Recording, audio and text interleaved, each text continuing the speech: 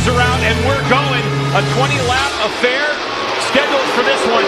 Cameron Beaubier, in his home state of California, under the sunshine, takes the checkered flag.